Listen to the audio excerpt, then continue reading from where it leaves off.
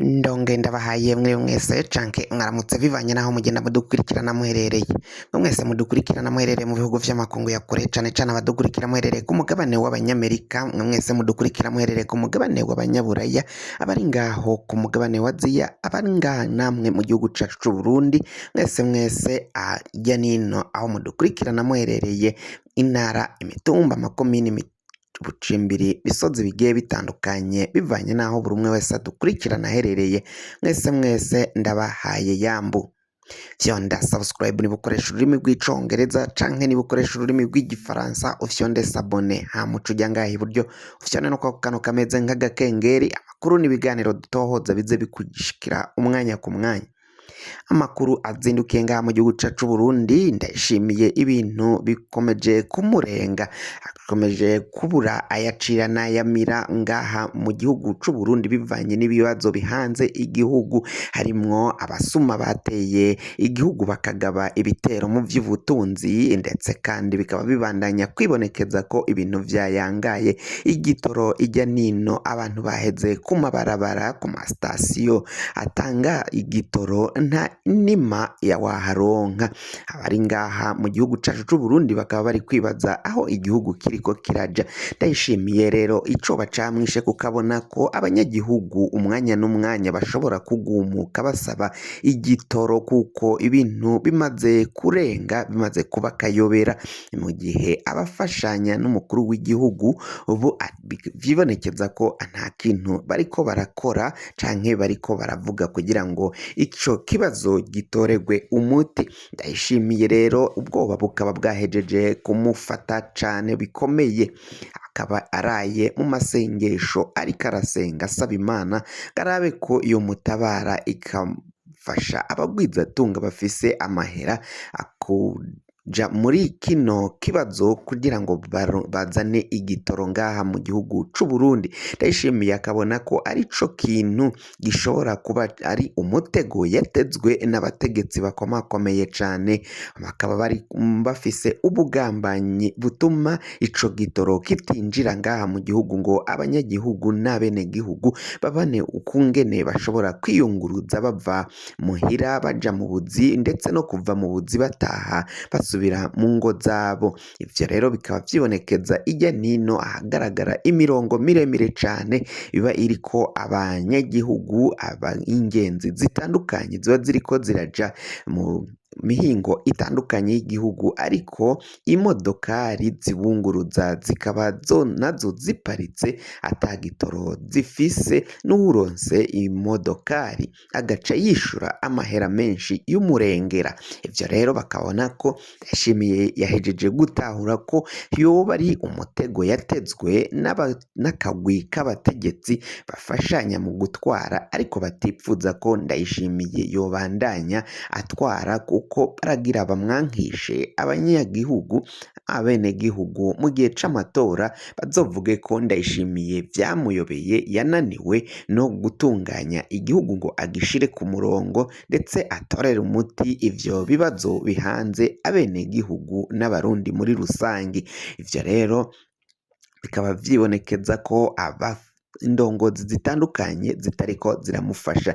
Ni mu gihe Ndayishimiye yamavuze ko agiye gufata mu minwe ico kibazo k'igitoro, ariko bikaba vyibonekeza ko nawe camurenze ata bushobozi afise bwo kugitunganya, kuko abagwizatunga yoma yahamagaye abagwizatunga nyene ngo baze bafate ico kibazo mu minwe, abaranguzi barangure ico gitoro baze bakidandaze ngaha mu gihugu, kuko ngo mu bihugu duturanye, ibihugu vy'ibituranyi, haba mu buseruko, mu buraruko, mu burengero, ndetse no mu bumanuko, ico gitoro kirahari. Hakibazwa imvo ngaha mu gihugu c'u Burundi ho igitoro cabaye iyanga, igitoro kikaba carabuze mu masitasiyo ijya nino ngaha mu gihugu c'u Burundi, bikaba nta n'inima wobona. Andi makuru rero nayo ariko aravugwa ngaha mu gihugu cacu Burundi, nuko ishirahamwe Oricom ritangaza ko igihugu c'u Burundi casubiye gusohoka ku rutonde rw'ibihugu vyasinzikajwe n'igiturire ngaha kw'isi yose. ivyo rero vyavuzwe utwara ishirahamwe Oricom ngaha mu gihugu c'u Burundi, aho yahejeje gutangaza ko rero imvo zituma Uburundi bugaragara muri ico kibanza mu bibanza vya nyuma vy'ibihugu vyasinzikajwe n'igiturire kandi ivyo bihugu bikaba binakenye.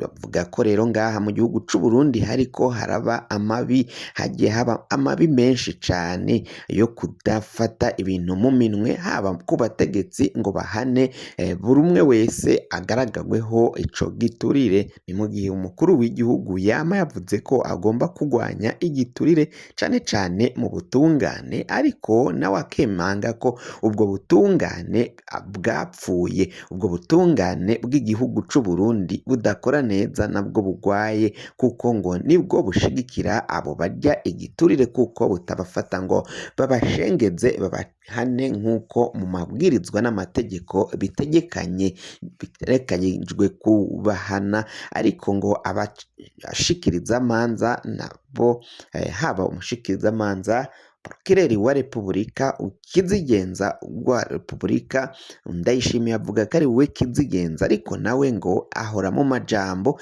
nta bikorwa. Yariyemeje ko azojaja mu makomine ijya nino sentare zaho zashashe, ariko ngo aho ahejeje kuja ni hakeya, kuko ngo abanyagihugu ntibasiba gutaka batakamba ko abategetsi abatabumviriza canke abajejwe ubutungane ataco bariko barakora.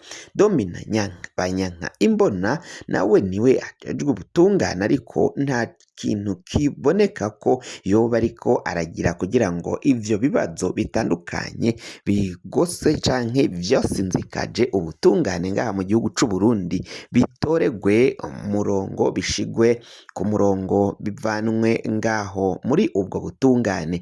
Ndashimiye akibaza ico agomba kuzokora kugira ngo ubwo butungane yama yavuze ko bugwaye ahindure canke akure abo yabujeje, kuko vyibonekeza ko nta kintu bariko barafasha abanyagihugu. Oricom na Parsem nabo baragira ivyo bagenda bashikiriza kuri izo ndongozi z'igihugu zitariko zirigenza neza, zikaba ziriko zirakora amabi atandukanye ngaha mu gihugu c'u Burundi. Agateka ka zina muntu kabandanya guhungabana. Ni ngaho mu ntara zitandukanye z'igihugu haragenda humvirizwa ifatwa ry'agasakisaki ku banywanyi b'umugambwe wa CNL bakajanwa gupfungwa. Si n'abanywanyi b'umugambwe wa CNL, kuko vyaradukiye no ku banywanyi b'umugambwe wa CNDD-FDD nabo basigaye babugwa irengero, hakayoberwa iyo baciye bajanwa gupfungwa, kuko ibintu bibandanya kuba bibi cane haba mu gateka ka zina muntu, kuko iyo bagejejwe mu mabohero naho usanga hariyo umurengera w'abapfungwa. Twarababwiye ukungene ngaho muri zone Kanyosha na komine Kanyosha mu gasho k'iyo komine nyine hari hapfungiwe abanyororo b'umurengera bashika kw'130 bapfungiye mu kazu kamwe, aho bivugwa ko ata n'umwe ashobora kuryama, bose barara bahagaze batsindagiyemwo, kuko babaye umurengera muri ako gasho k'iyo komine ya Kanyosha. Ni mu gisagara ca Bujumbura siho honyine, kuko no mu Cibitoke twarababwiye inkuru bene nk'izo z'abanyororo bafungiye mu gasho k'intara ya Cibitoke, aho bivugwa ko naho harimwo abanyororo b'umurengera muri iyo komine. Indi nkuru y'akababaro ngaho mu ntara ya Rumonge, intara ishira uburengero bw'ubumanuko bw'igihugu cacu c'u Burundi, umugore yaciye ahagarikwa azira kuba yaracumise imbugita umugabo wiwe akamwica. Ubwicanyi bubandanya kuba indase ngaha mu gihugu cacu c'u Burundi, ariko biva ku matati atandukanye ngaho mu kibano canke mu miryango. Bakaba bavuga ko rero uyu mugore yaciye yica umugabo wiwe atari hamenyekana imvo zaramuteye kwica no gucumita umugabo wiwe. Ica bikoze amatohoza akaba abandanya, igipolisi kikaba kitarashikiriza imvo zateye nyamugore kwica umugabo wiwe amucumise. kugira ngo amakuru mwene nkaya aze agushikira fyonda subscribe niba ukoresha ururimi rw'icongereza canke niba ukoresha ururimi rw'igifaransa ufyonde sabone amakuru aze agushikako